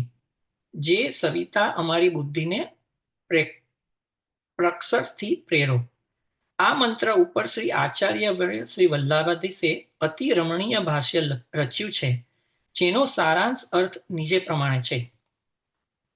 સર્ગ વિસર્ગા દિલીલા રસજ્ઞ અવિકૃત પરમ કાષ્ટાપન્ન પુરુષોત્તમના વર્ણીય અતિ સુંદર રમણીય તથા અવિદ્યાનાશક રસાત્મકનું સ્વરૂપનું રસમાન કરીએ, ધ્યાન કરીએ, પ્રીતિ કરીએ. રસાત્મક પૂર્ણ પુરુષોત્તમ શ્રી કૃષ્ણ મારી તથા મારા અંતર્બાહ્ય પરિકરની બુદ્ધિઓને કૃપા કરી મહારસનો આસ્વાદ થાય ત્યાં પર્યત પ્રેરો. આ તૃતીય પાદમાં દર્શાવ્યું છે કે સવિતા દેવ, જેમાંથી સર્વ જગત સ્મરણાર્થ પ્રકટ થાય છે, એવા શ્રી કૃષ્ણ ભલે અમારી બુદ્ધિઓને સારી રીતે પ્રેરો. શ્રી કૃષ્ણ જ સુંદર બુદ્ધિ છે. તે જ પ્રકારે બુદ્ધિ પ્રેરક શ્રી કૃષ્ણની કૃપાથી વૈષ્ણવની બુદ્ધિ નિર્મલ થાય અને મહાઅવલૌકિક ભગવદ રસનું પાન કરવાને યોગ્ય થાય. એ પ્રભુનો અતિશય ઉપકાર છે. બુદ્ધિ નિર્મલ થાય તો જ શ્રી ઠાકોરજીનું ધ્યાન થઈ શકે. શ્રી ભગવદ્ ગીતામાં કહ્યું છે કે હે અર્જુન, હવે હું તને એવો બુદ્ધિયોગ આપું છું કે જેથી તે ભક્તો મને પ્રાપ્ત થાય છે. શ્રી કૃષ્ણની પ્રાપ્તિ અર્થે જે નિર્મલ બુદ્ધિની આવશ્યકતા છે તે નિર્મલ બુદ્ધિનો પ્રકાર ગીતાના દ્વિતીય અધ્યાયમાં સવિસ્તર બતાવ્યો છે. ભગવાન અર્જુનને બુદ્ધિયોગનું દાન કરે છે, કારણ કે જો બુદ્ધિ સુંદર હોય તો જ સર્વ ધર્મ, જપ, દાન, વ્રત, મર્યાદા માર્ગના સાધન, કર્મ માર્ગના સાધન, જ્ઞાન માર્ગના સાધન, યોગ માર્ગના સાધન, પુષ્ટિ માર્ગના સાધન આદિ સર્વ કર્મ શક્ય થાય છે. શ્લોક 6. તન્નાસ એવ ગતિયા સર્વનાશો નિરૂપતિ અતો બુદ્ધિ સુસંસારક્ષ્યા ભાવ ભાવન કારણમ. શબ્દાર્થ: બુદ્ધિના નાશથી સર્વનો નાશ થાય છે અને શ્રીમદ ભાગવત ગીતામાં નિરૂપણ કર્યું છે. તેથી સર્વભાવની ઉત્પત્તિનું કારણરૂપ જે બુદ્ધિ, તેનું સારી રીતે રક્ષણ કરવું. ભાગવત ગીતામાં બુદ્ધિ નાશ કેમ થાય છે તે કહે છે. શ્લોક 6 નો અર્થ: વિષયોનું ધ્યાન કરવાથી પુરુષનો સંગ એટલે આસક્તિ તેઓમાં થાય છે. તે વિષયમાં આસક્તિ થવાથી તેમને અર્થ, કામની તીવ્ર ઈચ્છા થાય છે. તે ફલભૂત થતી નથી, તો તેથી ક્રોધ ઉદ્ભવે છે. ક્રોધથી સંમોહ ઉત્પન્ન થાય છે. સંમોહથી સ્મૃતિમાં વિભ્રમ થાય છે. સ્મૃતિનો ભ્રષ્ટ થવાથી બુદ્ધિ નાશ થાય છે. બુદ્ધિ નાશ થવાથી આત્માનો નાશ થાય છે. સ્મૃતિનો વિભ્રમ થવાથી અજ્ઞાન થાય છે. અજ્ઞાનથી લૌકિક સંસારને જીવ પોતાનો ગણી લે છે. એ સંસાર પામવા જીવ અસત્ય કાર્યો પણ કરે છે. આ પ્રકારે સ્મૃતિનો ભ્રષ્ટ થવાથી બુદ્ધિનો નાશ થાય છે. તે માટે બુદ્ધિની સર્વે પ્રકારે રક્ષા કરવી. અને છેલ્લો 7મો શ્લોક છે: પ્રસાદ ભક્ષણે નિત્યમ સેવનાકરણેર્વી સત્સંગે સદા કૃષ્ણ કથા શ્રવણી કીર્તને. શ્લોક 7નો શબ્દાર્થ: મહાપ્રસાદના ભક્ષણથી, નિત્ય ભગવત સેવા કરવાથી, સત્સંગથી તથા નિરંતર શ્રી કૃષ્ણનું કથા શ્રવણ કરવાથી તથા શ્રી કૃષ્ણની લીલાનું કીર્તન કર્યાથી બુદ્ધિનું રક્ષણ થઈ શકે છે. શ્લોક 7નું વિવેચન: બુદ્ધિની રક્ષા કરવાના મુખ્ય પ્રકારો હવે બતાવે છે. 1. અસમર્પિત વસ્તુનું ભક્ષણ ન કરવું. સદા શ્રી કૃષ્ણ ભગવાને આરોગેલી પ્રસાદિત વસ્તુનું જ, મહાપ્રસાદનું જ ભક્ષણ કરવું. શ્રી કૃષ્ણની સેવા નિત્ય કરવી. ભગવદીયોનો સંગ કરવો. દુઃસંગનો ત્યાગ કરવો. શ્રી કૃષ્ણની કથાનું શ્રવણ કરવું. લીલા તથા નામનું કીર્તન કરવું. ત્યારે જ બુદ્ધિ નિર્બળ રહે છે અને પ્રભુ હૃદયમાં પધારે છે. શ્રી વલ્લભાધીશ કી જય. જય શ્રી કૃષ્ણ સમીરભાઈ. જય શ્રી કૃષ્ણ. ખૂબ જ સરસ શિક્ષાપત્રનું દર્શન કરાવ્યું. ખૂબ ખૂબ આનંદ આવ્યો. હવે આપણે સત્સંગ આગળ વધારતા ઉત્સવ દર્શન કરીશું. આજે ઉત્સવ દર્શન આપણને રિપલભાઈ સંભળાવશે. તો રિપલભાઈ. વલ્લભાધીશ કી જય. જય શ્રીના ચરણોમાં દંડવત પ્રણામ. સર્વે વૈષ્ણવને જય શ્રી કૃષ્ણ. અને આ ઉત્સવ જે એમના ગયો એ ખૂબ ખૂબ વધાઈ. આપને આજે ઉત્સવ દર્શનમાં શ્રી યમુનાજીના પ્રાગટ્યનું થોડુંક લઈશું અને યમુનાજીનું ગુણગાન લઈશું. તો યમુનાજીના વિશે પહેલાં તો યમુનાજી ચતુર્થ ક્રિયા છે, એટલે ઠાકોરજી અને યમુનાજીમાં કોઈ પણ જાતનું ફેર ના દેખાય.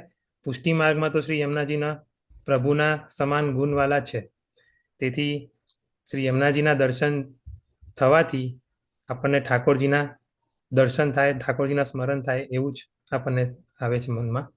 અને શ્રી ઠાકોરજીએ જીવોને જે આપણે બ્રહ્મ સંબંધ શ્રી વલ્લભ થ્રુ કરાયો છે અને એના માટે શ્રી યમુનાજી એ કુંજમાં પોતાના જીવો માટે કન્ટિન્યુઅસ પ્રયાસ કરતા હોય છે. તો પછી પૃથ્વી પર કોઈ પણ આપણે યમુનાજીને સમજવું હોય તો પછી પૃથ્વી પર કોઈ પણ જાતનું શ્રેષ્ઠ સરિતા જે હોય તો એ છે શ્રી ગંગાજી. અને ગંગાજી છે એ જેમના દર્શન કરવાથી મનુષ્યના મોક્ષ મળી જાય છે. પણ શ્રી યમુનાજીએ ફક્ત સરિતા નથી, એ તો સ્વયં શ્રી ઠાકોરજી છે અને એમની પરમ સખી છે. તેમના દર્શન, વંદન, સ્પર્શ અને પાન માત્રથી મનુષ્યના બધા જ બંધનો છૂટી જાય છે. અને વૈષ્ણવજન શ્રી યમુનાજીના દર્શનથી પોતાની જાતને શ્રી ઠાકોરજીના નજીક પામે છે. તો આનાથી આપણને એમના ચરણારવિંદ પ્રાપ્ત થાય છે ઠાકોરજીને. તો યમુનાજીને આપણે હજી બીજી રીતે આપણે સમજવું હોય તો શ્રી યમુનાજીના 3 સ્વરૂપો છે: આદિભૌતિક સ્વરૂપ, આધ્યાત્મિક સ્વરૂપ અને આદિદૈવિક સ્વરૂપ. હવે આપણે આ ત્રણેય સ્વરૂપને થોડુંક સમજીએ. તો આદિભૌતિક સ્વરૂપ, તો શ્રી યમુનાજીનું જે આદિભૌતિક સ્વરૂપ છે એ જગવિખ્યાત જે સરિતા છે સ્વરૂપ, જે સ્થૂલ ભૌતિક ચક્ષુઓથી દેખાતું જલ સ્વરૂપ છે, એ એમનું આદિભૌતિક સ્વરૂપ છે. સૂર્ય સુતા શ્રી યમુનાજી સરિતા રૂપે હિમાલયના કલિન નામના શિખર પરથી પધારીને ત્યાંથી અગાધ ફીન અને એકદમ ઉડતા જલ શિરો સાથે શોભતા મોટા ઘોષ ધ્વનિ કરતા પર્વતના વાંકા ચૂકા માર્ગે થઈ ભૂમિને પાવન કરતા વ્રજમાં આવે છે. જાણે કે પાલખીમાં બિરાજ્યા ના હોય એ રીતે શ્રી વ્રજમંડળમાં પધારે છે. અહીં શ્રી યમુનાજીનું જલ ભૌતિક જલ નહીં, પણ શ્રી ઠાકોરજીનું સ્મર શ્રમ જલાનું બીજ કહીએ છીએ આપણે, એ સ્વરૂપ છે. શ્રી ગોપાલદાસજી તો એમ પણ કહે છે કે જ્યાં સરિતા ચામીકર મણિગન ઉભય બદ્ધ સોપાન કમલ કુમુદ નાના અલી સુંદર મધુક કરે ત્યાં ગાન. આપણે આ જે વલ્લભ વ્યાખ્યાનની જે 9મી કડી છે એને આપણે જો ભાવ પ્રકાશ સમજીએ તો એમ કહે છે કે શ્રી યમુનાજીના બંને કિનારા ઉપરના ઘાટ સોનાના પતરાથી મળેલા છે. તેમાં સુંદર કિંમતી રત્નો જડેલા છે. કમલ અને કુમુદ એક સાથે સદૈવ ખીલેલા રહે એમ અને ભમરા મધુર હોય છે ત્યાં આગળ. શ્રી યમુનાષ્ટપદીમાં શ્રી ગુસાઈજી એમ વર્ણવે છે કે ભગવદ લીલા જોવા આવતા 2 નેત્રો ઓછા પડે છે, તેથી રાત્રિએ આ પોયના એટલે શું હોય, સફેદ કમલ હોય ને એ રૂપી અનેક નેત્રો ખોલી લીલા નિહાળે છે.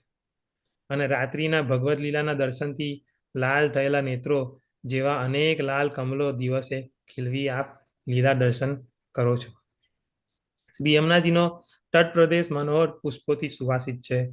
રમણીય વનશ્રીજ શોભી રહ્યા છે. સુખ, મોર, સારસ આદિ પક્ષીઓ કર્ણ મધુર કલરવ થઈ રહ્યા છે. શ્રી યમુનાજીમાં જલ કરતા રજની વધારે મહત્વ છે. તરંગ રૂપી ભુજ કંકન અને તટરૂપી નિતંબતોથી સોતા શ્રી યમુનાજી તટ ઉપર શ્રી ગોકુલમાં ગોવિંદ ઘાટ અને ઠકુરાની ઘાટ તથા મથુરામાં વિશ્રામ ઘાટે ઇત્યાદિ ઘાટો પર આવેલા છે. શ્રી મહારાણીજી પયપાન એટલે જલપાનથી યમયાતના નાસી જાય છે. રેણુથી દિવ્ય દેહની પ્રાપ્તિ થાય છે. એટલે જલ કરતા રેણુની અધિક મહત્વ છે, અધિકતા છે. અને આ બંને કરતા પ્રભુના શ્રીઅંગના શ્રમ જલનો સંબંધ કરનાર જલની અત્યંત અધિકતા જાણવી આપણે. તો આ એમનું તો થયું આદિ ભૌતિક સ્વરૂપ. તો હવે આપણે આધ્યાત્મિક સ્વરૂપમાં જઈએ. તો આધ્યાત્મિક સ્વરૂપમાં શ્રી યમુનાજીના ગુણો અને મહિમા અપાર છે. ગુણ અપાર મુખ એક કહા લો કહીએ. તેથી જે ભક્તો આગ્રહ કહે છે વારંવાર શ્રી યમુનાજીના ગુણગાન કીજે. આ ગુણો અને મહિમા એ શ્રી યમુનાજીના યમયાતમાંથી મુક્ત કરનારું આધ્યાત્મિક સ્વરૂપ છે. ન જાતું યમ યાતના ભવતી તે પયપાનત, જે યમનાષ્ટકમાં છે. શ્રી યમુનાજી ભક્તના દોષોને નિવૃત્ત કરનારા છે. પ્રભુ પ્રેમ વધારનારા અને જીવોને સ્વભાવનું પણ પરિવર્તન કરનારા અને કૃપાલુ છે. એટલે ભગવાનની દિવ્ય કૃપા શક્તિ સ્વરૂપે તે શ્રી યમુનાજી તો છે જ. જેમ સૂર્યના કિરણોથી સૂર્યની ગરમી ભિન્ન નથી, તેમ ભગવાનથી ભગવાનની આ કૃપા શક્તિ પણ ભિન્ન નથી જ. માટે શ્રી યમુનાજીમાં ભગવાનના સર્વ અલૌકિક ગુણ ધર્મ છે. તેથી જ શ્રી યમુનાજી ભક્તોને 8 સિદ્ધિઓ, સાક્ષાત સેવા ઉપયોગી દેહ પ્રાપ્તિ, તદ્દલી લાવક લોકન, તદ્રાસાનુભાવ, સર્વાત્મન ભાવ, ભગવત વશીકરણવત, ભગવતાત પર્યજ્ઞતવ અને ભક્તિદાત્રવ, અને છેલ્લું ભગવત રથ દશોસ્કત્વ.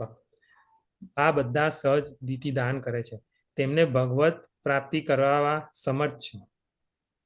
શ્રી યમુનાજીનો આ સામર્થ્ય ગુણ એ એમનું આધ્યાત્મિક સ્વરૂપ છે અને આપને અનુભવ કરીએ છીએ. દર્શન કરી શકતા નથી, પણ શ્રી યમને અગણિત ગુણ ગીને ના જાય એટલા બધા ગુણ છે. એટલે જે ભાઈ બહુ વાર કહે છે કે ઠાકોરજીમાં તો 6 ગુણ છે, ઐશ્વર્ય, વીર્ય, યશ, શ્રી, જ્ઞાન અને વૈરાગ્ય. તો એ 6 ગુણ યમુનાજીમાં પણ છે. કારણ કે શ્રી વલ્લભે કીધું જ છે કે બધા જ ગુણ સાથે શ્રી યમુનાજી છે. હવે એમનું આદિ દૈવિક સ્વરૂપ જોઈએ તો નિત્ય લીલામાં શ્રી પ્રભુના ચતુર્થ શ્રી સ્વામિનીજી એ પ્રિયતમા સ્વરૂપે શ્રી યમુનાજી બિરાજે છે. એ એમનું આદિ દૈવિક સ્વરૂપ છે. શ્રી ઠાકોરજીની નિત્ય લીલા ગોલોકધામની પ્રાપ્તિ કરાવનારું સાક્ષાત ભગવત સ્વરૂપ છે. શ્રી મહાપ્રભુજી સૌ પ્રથમ વાર જ્યારે વ્રજમાં પધાર્યા ત્યારે શ્રી ગોકુલમાં શ્રી યમુનાજીના તટે આપશ્રીએ ઊભા રહી અહીં ગોવિંદ ઘાટ કયો અને અહીં ઠકુરાની ઘાટ કયો એમ જ્યારે વિચારમાં મગ્ન હતા, તત્કાલ શ્રી યમુનાજી સાક્ષાત પ્રગટ થઈ ગયા. આજ્ઞા કરી, જ્યાં આપ ઊભા છો તે ગોવિંદ ઘાટ છે અને આપના જમણી હસ્ત તરફ શ્રી ઠકુરાની ઘાટ છે. તે સમયે શ્રી મહાપ્રભુજીએ યમુનાષ્ટક સ્તોત્રથી શ્રી યમુનાજીની સ્તુતિ કરી હતી. 16 વર્ષનું આ સુકામેલ વય છે એમનું. મેઘ શ્યામ વર્ણ છે, શ્યામ સંગ શ્યામ વહે રહી શ્રી જમની. મધુર હાસ્યયુક્ત મુખારવિંદ છે, લાવણ્યમય લલાટમાં કસ્તુરીની બિંદી છે. ધનુષ્ય શ્રી શ્યામ ભમરાથી શોભતા કમલદલ લોચન છે. તીવ્ર નાસિકા છે, ખંજનયુક્ત ગોલ કપોલ ધૂપ છે. દાડમથી સી દંડ પક્તિ છે, અરુણ અગ્રોષ્ટ છે. આવા 12 આભૂષણો બિરાજે છે. જેમ કંકન, કડા, બાજુબંધ, મુદ્રિકા બધું જ એમને આભૂષણ, એમને બધા જ આભૂષણો એમના પર બિરાજે છે. ચરણમાં નુપુર, અનવટ, વિછિયા, કટી પર કઠી મખેલા, નાસિકામાં નકવેસર, કર્ણમાં કુંડલ, સેંથીમાં ટીકો, શીશ ઉપર શીશ ફૂલ, શ્રીહસ્તમાં કમલચડી, શ્રીકંઠમાં કમલની મનોહર માલા ધારણ કરી છે. આપ હંમેશા ભગવત સુખ માટે તત્પર છે. વ્રજ ભક્તોને તો રાસનું સુખ મળે છે, તે માટે શ્રી ઠાકોરજીના વસ્ત્રાભૂષણ આપે ધારણ કર્યા હતા. આથી શ્રી યમુનાજીના દર્શન મુકુટ કાચનીના શૃંગારમાં થાય છે. શ્રી ઠાકોરજીએ શ્રી સ્વામિનીજી સાથે માન કર્યું હતું અને અનેક પ્રયત્નો કરવા છતાં શ્રી સ્વામિનીજી શ્રી ઠાકોરજીને માન ઉતારી ન શક્યા. ત્યારે શ્રી યમુનાજીએ ત્યાં પધારી મુકુટ કાચનીની આ શૃંગાર કરી ધરી શ્રી ઠાકોરજીને સમક્ષ ઉપસ્થિત થયા હતા. અને ત્યારે જ શ્રી ઠાકોરજી હસીને ભેટ્યા અને માન ઉતરી ગયું. એ કહે છે ને, રાસ રસ સાગર શ્રી યમુનાજી જુ જાની. એટલે એ પ્રસંગ આપણને યાદ આવે છે. પછી યમુનાષ્ટકનું તો આપણે જ્યારે વાત કરીએ તો શ્રી મહાપ્રભુજી વખતે 14 વર્ષની ઉંમરે જ્યારે આપશ્રીને પ્રથમ ભારત યાત્રા દરમિયાન સંવંત 1549માં શ્રાવણ સુદ તીજના દિવસે શ્રીમદ ગોકુલમાં શ્રી યમુનાજીના તટે આપશ્રીએ અંતરંગ સેવક શ્રી દામોદરદાસજી જોડે જ્યારે આપણે વાત કરી એ પ્રમાણે એમને યમુનાષ્ટકનું એ કર્યું. એમાં જ્યારે યમનાષ્ટક એમને જ્યારે યમુનામાના દર્શન થયા ત્યારે શ્રી મહાપ્રભુજીના અંગે અંગમાં આનંદ સાગર ઉમટ્યો હતો. શ્યામ ઘન સુખ ધામ શ્યામ સુંદરીને એ બે હસ્તની અંજલિથી નમન કરતા હૃદયની ભાવભૂમિમાં આંદોલિત થઈને દિવ્ય સંપદમાંથી અનાયાસે અપલોક થઈને નેત્ર નિખરતા શ્રી મહાપ્રભુજીએ કીધું નમામી યમનામહમ સકલ સિદ્ધિ હેતુ મુદા. એટલે એવી રીતના યમનાષ્ટકનું એ થયું. અને પછી આગળ બીજી એક વસ્તુ હું આમાં અગર કહું તો આ યમુનાજી સાથે બીજો બી એક હમણાં ગયો ગનગોર કરીને જે આપણે થયું છે એ વ્રજ, એનું થોડુંક બે લીટી કહું તો એમાં વ્રજમાં જે ચૈત્ર સુદ ત્રીજના દિવસે ગૌરી ત્રીજ કહેવાય છે ને, કારણ કે વ્રજ કુમારિકાઓએ ગન ગૌરીના પૂજન મિસથી શ્રી પ્રભુને મળી સદન કુંજની શ્રીજીના શૃંગાર કરી ભોગ ધરે છે. જેમ લૌકિકમાં કુમારિકાઓ સારા પતિ માટે ગૌરી વ્રત કરે છે, પૂજન કરે છે, તેમજ વ્રજ કુમારિકાઓએ અલૌકિક પતિ નંદરાજ પામવા ઈચ્છે છે. આ દિવસોમાં પ્રભુના ચુંદડીના લાલ, લીલા, ગુલાબી, પીલા વસ્ત્રો પણ ધરાય છે. તો અને ગૌરી ભાવના પદો પણ ગવાય છે. તો આપણે શ્રી યમુનાજીના દર્શન આપણે અને એમનું સમજવાનો લાભ લીધો. એમના ત્રણે સ્વરૂપ આપણે સમજ્યા, આદિ ભૌતિક, આધ્યાત્મિક ને આદિ દૈવિક, અને એમના રૂપ અને ગુણને આપણે સમજ્યા. તો આટલું કહીને હું મારી વાણીને અહીંયા વિરામ આપું છું. શ્રી કૃષ્ણ શરણમ. જય શ્રી કૃષ્ણ રીપલભાઈ. યમુનાજી એના માટે ખૂબ જ સરસ યમુનાજીનું પ્રાગટ્ય દર્શન કરાવ્યું. ખૂબ ખૂબ આનંદ આવ્યો. હવે આપણે સત્સંગ આગળ વધારતા વાર્તાજી દર્શન કરીશું. વાર્તાજી દર્શનમાં આપણે 84 વૈષ્ણવની વાર્તા લઈએ છીએ. તો આજે વાર્તાજી દર્શન આપણે જાગૃતિબેન કરાવશે. તો જાગૃતિબેન. શ્રી વલ્લભાધીશ કી જય. જય શ્રી નાઈબર શ્રી ચરણોમાં પંચાંગ પ્રણામ. સર્વવાલા વૈષ્ણવને ભગવત સ્મરણ. ચિત્ર પરિચય. કુંભનદાસજીના પુત્ર કૃષ્ણદાસ. આચાર્ય શ્રી મહાપ્રભુજીના અનન્ય સેવક કુંભનદાસજીના 7 પુત્રો. કુંભનદાસજીની દ્રષ્ટિએ 1.5 પુત્રો. માના એક કુંભનદાસજીની દ્રષ્ટિએ અડધા પુત્ર તે કૃષ્ણદાસ. કૃષ્ણદાસજી ગોવર્ધનનાથજીની ગાયોની સેવા કરતા. તે ગોશાળાની સેવા કરીને ગાયો સાથે વનમાં જતા અને આખો દિવસ ગાયો ચરાવતા. સાંજના ગાયોને લઈને પાછા આવતા. એક દિવસે કૃષ્ણદાસ ગાયો ચરાવીને ઘેર પાછા ફરતા હતા. તેઓ પૂછડી પાસે આવ્યા હશે ત્યાં ગિરિરાજજીની કંદરામાંથી એક વાઘ નીકળ્યો. બધી ગાયો ભાગીને ગૌશાળામાં દાખલ થઈ ગઈ, પણ એક ગાય પાછળ રહી ગઈ હતી. તે ગાય ખૂબ જાડી હતી. તેના થાન આંચળ ખૂબ મોટા અને ભારે હતા. તેથી તે ઝડપથી દોડી શકી નહીં. તેથી પાછળ કૃષ્ણદાસ આવતા હતા. પેલો વાઘ ગાયને મારવા તેની પાછળ દોડ્યો. ત્યારે કૃષ્ણદાસે વચ્ચે પડી તે વાઘને લલકારી કહેવા લાગ્યા, અરે અધર્મી, આ શ્રી ગોવર્ધનનાથજીની ગાય છે, એને જવા દે. તું ભૂખ્યો હોય તો મને ખાઈ જા. વાઘ ગાયને છોડી કૃષ્ણદાસ તરફ દોડ્યો. કૃષ્ણદાસે હાકોટો મારી તે ગાયને હાંકી એટલે તે ડરીને ભાગી અને ગૌશાળામાં પહોંચી ગઈ. પછી વાઘે કૃષ્ણદાસ પર હુમલો કર્યો અને તેના પ્રાણ નીકળી ગયા. ગાયો ગૌશાળામાં આવી ગઈ પછી તે ગાયોને ગોપીનાથ ધોવા લાગ્યા. ગોપીનાથ ગોવાળના અત્યંત કૃપાપાત્ર ભગવદીય હતા. તેમને ગાયો તરફ સહેજ દ્રષ્ટિપાત કર્યો. બધી ગાયો બરાબર દૂધ આપે છે કે નહીં? બધી ગાયોમાં જો ભારે થનવાળી મોટી ગાય હતી તેને શ્રી ગોવર્ધનનાથજી ધોઈ રહ્યા છે. કૃષ્ણદાસ એ ગાયનું વાછરડું પકડીને ઊભા છે. ગાય વાછરડાને ચાટી રહી છે. આ ઘટના કુંભનદાસજી પણ નિહાળી રહ્યા છે. પછી શ્રી ગોવર્ધનનાથજી એ ગાયને દોહીને મંદિરમાં પધાર્યા. શ્રી ગુસાઈજીએ શ્રી ગોવર્ધનનાથજીને સેન ભોગ ધર્યો. પછી કુંભનદાસજી પણ ગૌશાળામાંથી મંદિરમાં આવ્યા. ત્યાંથી તેઓ દંડવત શિલા સુધી પહોંચ્યા હશે એટલામાં એમને સમાચાર મળ્યા કે એમના પુત્ર કૃષ્ણદાસને ગાયો ચરાવીને પાછો ફરતો હતો તે સમય એક વાઘે ફાડી ખાધ્યો છે. કુંભનદાસજી મૂર્છિત થઈને પડ્યા. આ સમાચાર શ્રી ગુસાઈજીને પણ આપવામાં આવ્યા.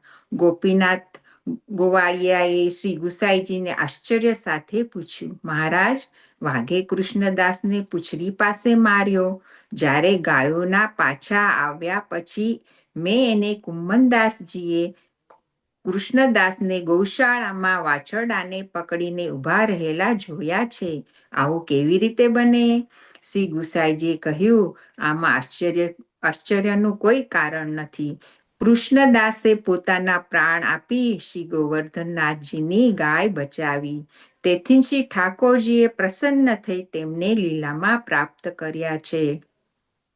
તમે પરમ ભગવદીયો છો એટલે તમને લીલાના એમાં દર્શન થયા.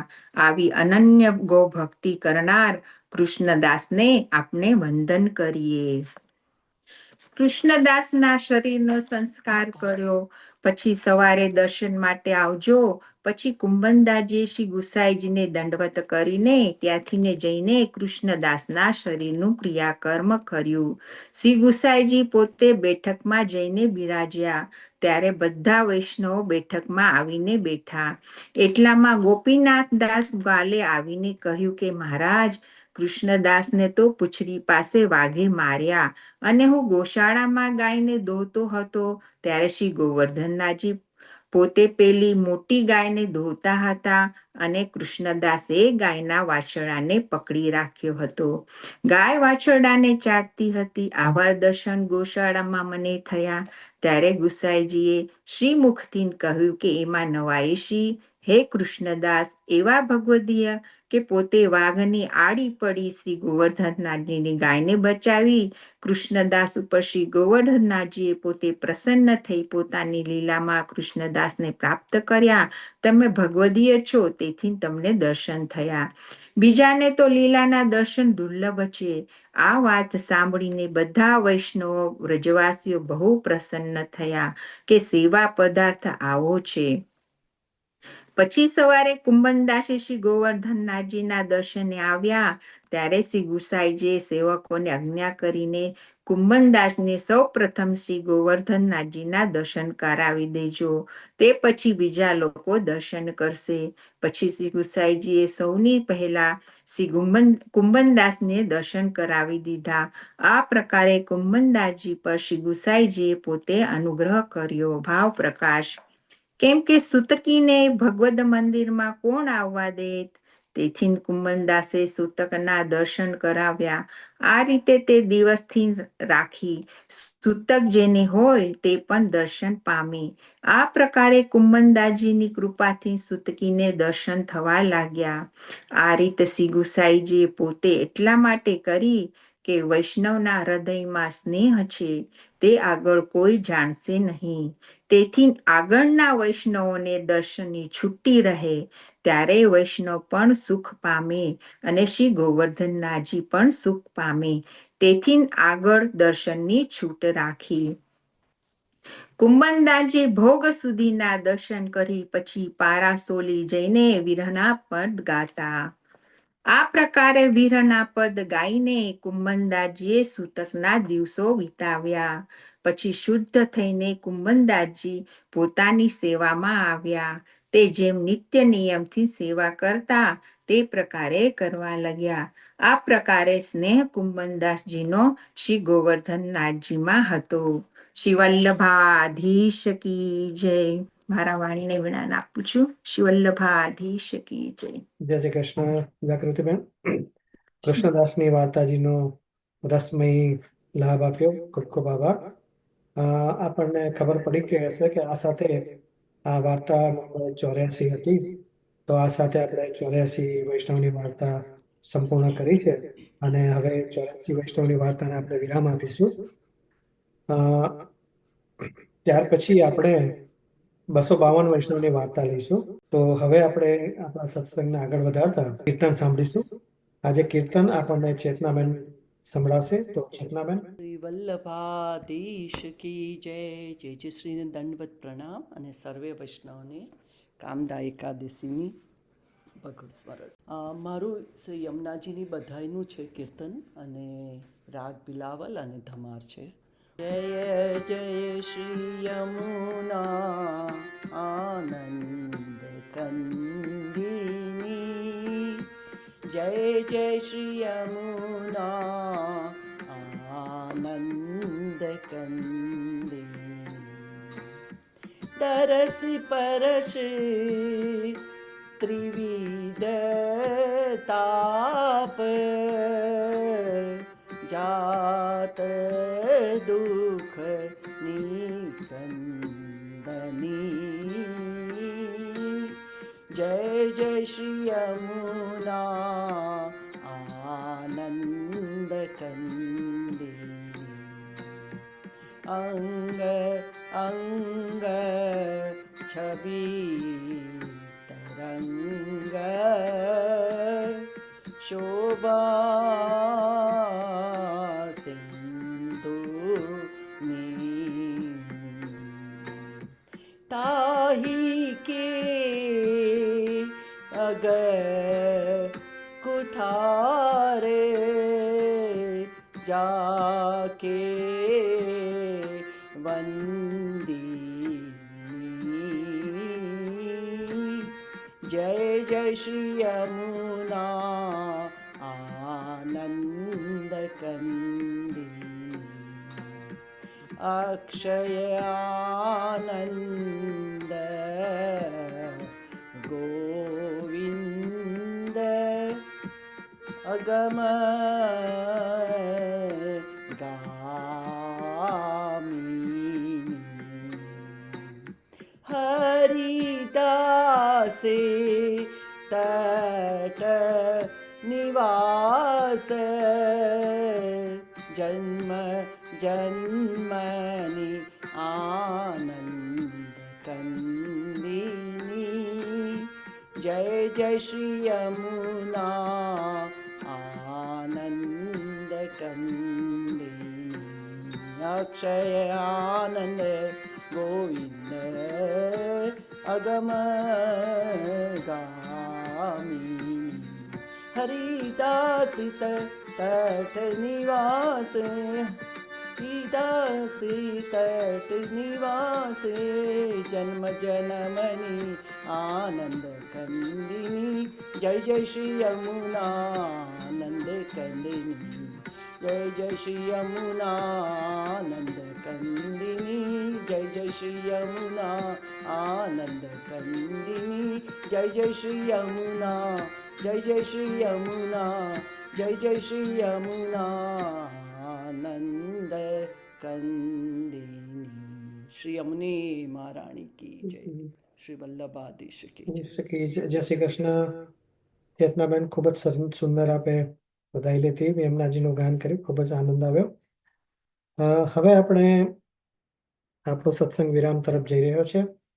તો આજે આપણને આટલો સુંદર લાભ આપવા બદલ નોર્થ કેરોલિનાના વૈષ્ણવોનો ખૂબ ખૂબ આભાર, અને ખાસ તો પ્રજ્ઞાબેનનો પણ ખૂબ ખૂબ આભાર કે જેમણે ખૂબ જ મહેનત કરીને સર્વ વૈષ્ણવોને એકત્રિત કર્યા અને આપણને લાભ અપાવડાવ્યો.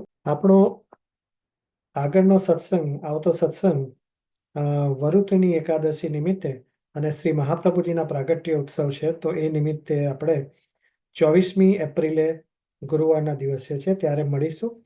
અને હમણાં જ જણાવ્યા પ્રમાણે 84 વૈષ્ણવની વાર્તાને આપણે વિરામ આપ્યો છે. આવતા સત્સંગમાં આપણો મહાપ્રભુજીનો ઉત્સવ છે, પ્રાગટ્ય ઉત્સવ, એટલે આપણું ફોર્મેટ થોડું બદલાઈ જશે. તો એના પછીના સત્સંગમાં, એ સત્સંગથી આપણે 252 વૈષ્ણવની વાર્તા શરૂ કરીશું. તો હવે આપણે આશ્રયપદનું ગાન કરીશું. આશ્રયપદ આજે આપણને પ્રજ્ઞાબેન સંભળાવશે. તો પ્રજ્ઞાબેન. વલ્લભાધીશ કી જય. જય જય શ્રી નાઈબલ ચરણોમાં મારા દંડવત પ્રણામ અને સર્વે વૈષ્ણવોને આજના કામદા એકાદશીના ભગવત સ્મરણ. આશ્રયપદ. દ્રઢ એના ચરણના કેરો ભરોસો દ્રઢઈન ચરણ કેરો શ્રી વલ્લભ નખ ચંદ્ર છટા બિન સબ જગ માહી અંધેરો પરોસો દ્રઢઈન ચરણ કેરો साधन और नहीं आकली में जासो होत निवेरो सूर कहाँ कहे द्विविध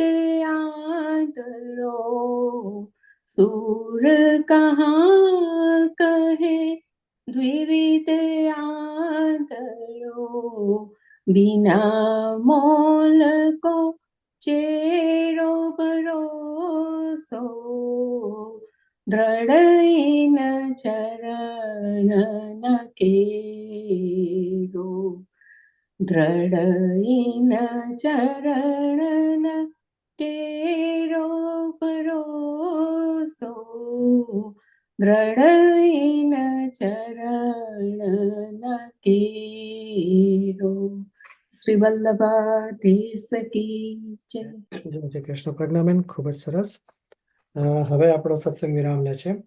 આવતો સત્સંગ આપણો વરુથની એકાદશી નિમિત્તે અને શ્રી મહાપ્રભુજી પ્રાકટ્ય ઉત્સવ નિમિત્તે 24મી એપ્રિલ ગુરુવારના દિવસે છે. એ આપણો સ્પેશિયલ સત્સંગ રહેશે અને ફોર્મેટ પણ ચેન્જ છે. તો સર્વ વૈષ્ણવોને ખાસ જોડાવા વિનંતી છે. તો બસ આપણો સત્સંગ વિરામ લે છે. સર્વ વૈષ્ણવોને મારા જય શ્રી કૃષ્ણ. ગોવિંદ ગોપાલ રાધે માધવા રાધે કૃષ્ણ ગોવિંદ ગોપાલ રાધે માધવા રાધે કૃષ્ણ ગોવિંદ ગોપાલ રાધે માધવા